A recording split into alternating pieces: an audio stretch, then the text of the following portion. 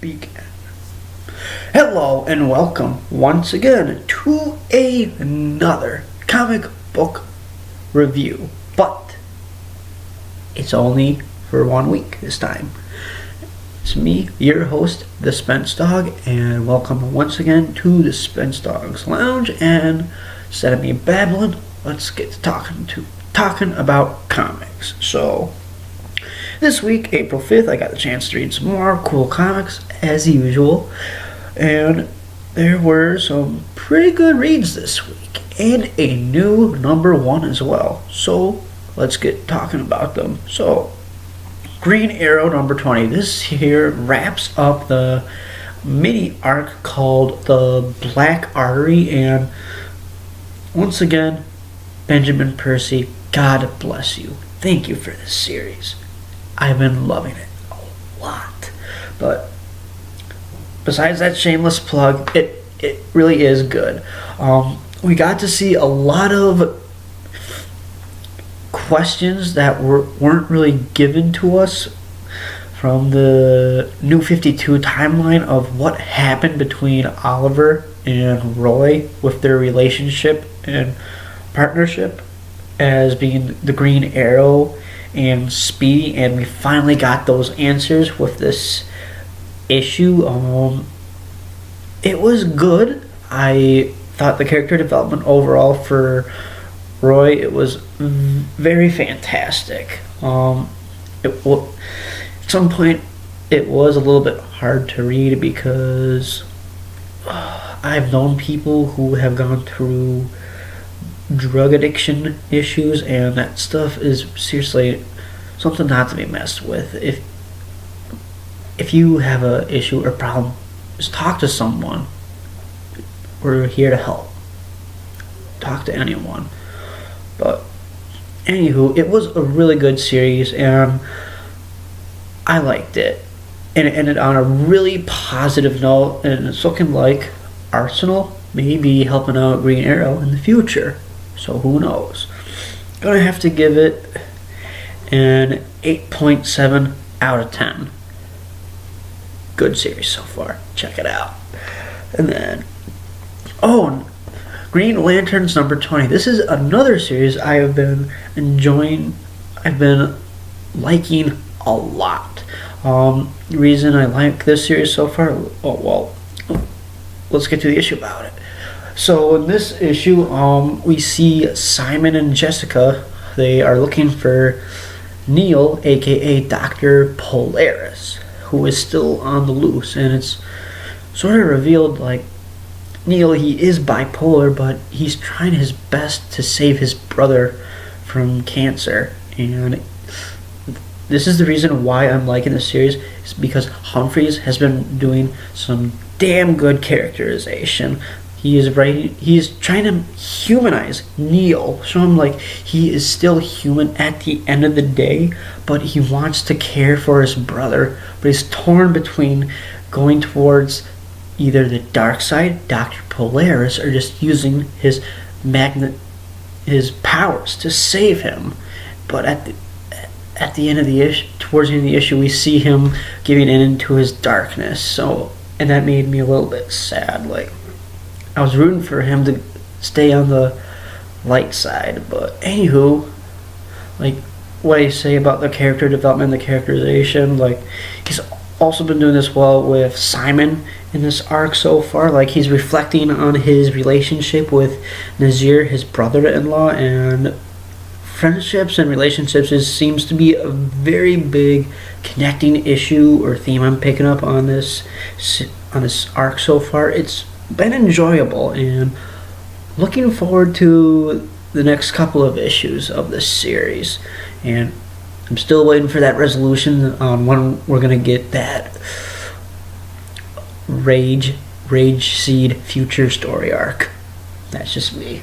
I'm gonna have to give it an 8.5 out of 10. And then next issue, Hawkeye #5. This series still continues to astound me. Really enjoying it, and not trying to sound like a freaking white knight or anything like male chivalry, but the writing is damn good. Kelly Thompson has been doing a great job with this title, and I like it. Kate is great. She's great to root for. She's funny. She's sassy. And what made this issue extra special was she teamed up with her mentor, Jessica Jones. So it was overall a pretty good issue, and they were investigating the guy that was behind the abduction of the friend from the previous arc, and pretty interesting stuff. I don't really want to spoil too much, but let's just say there's a fantasy element that gets thrown into this issue. Also, I really enjoyed like the little Jessica Jones tips that showed up throughout the issue. It was pretty funny. I like that.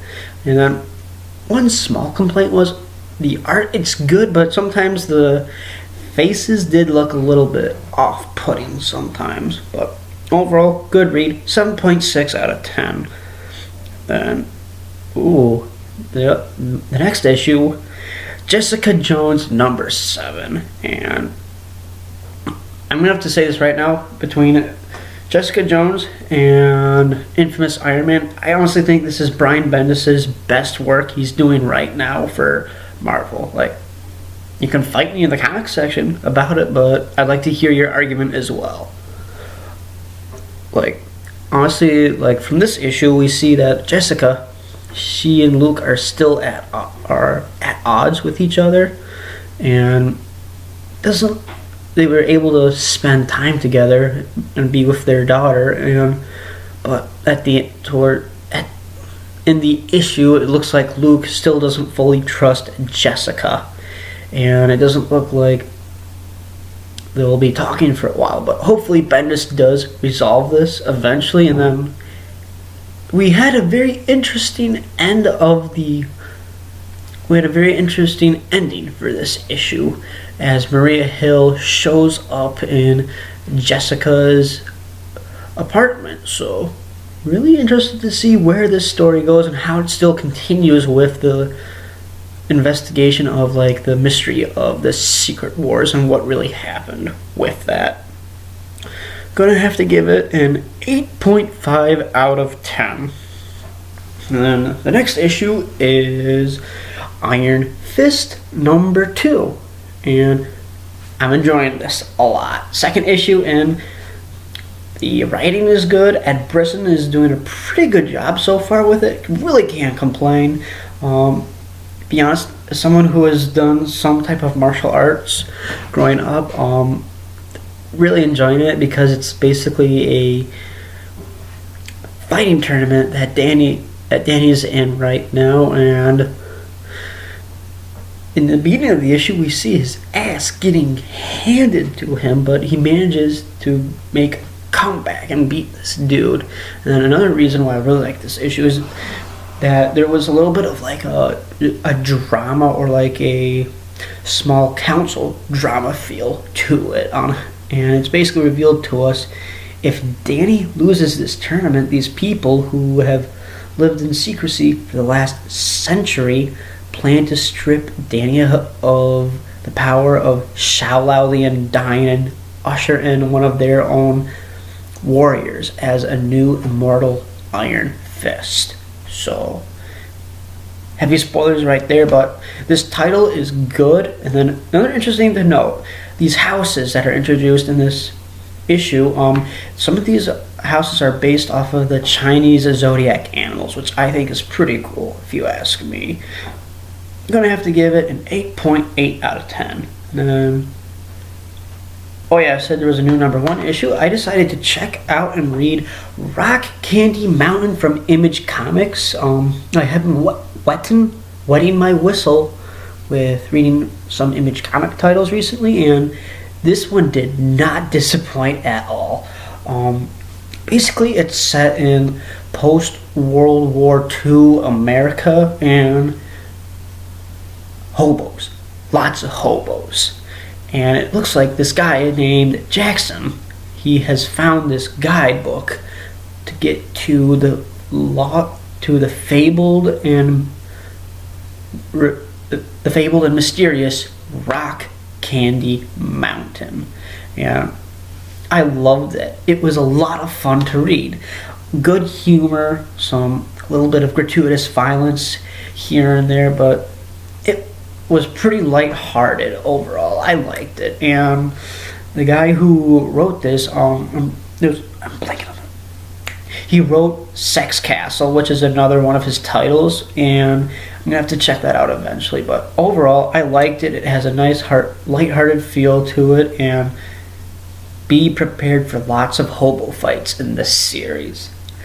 Yeah, hobo fights. But overall, great title. 9 out of 10, and that's my pick of the week. So, anywho, once again, thank you for checking out my channel. Give me a thumbs up if you like the video. Comment in the comment section below what you've been reading. If there's any other stuff you'd like me to talk about, or graphic novels you'd like to have me talk about.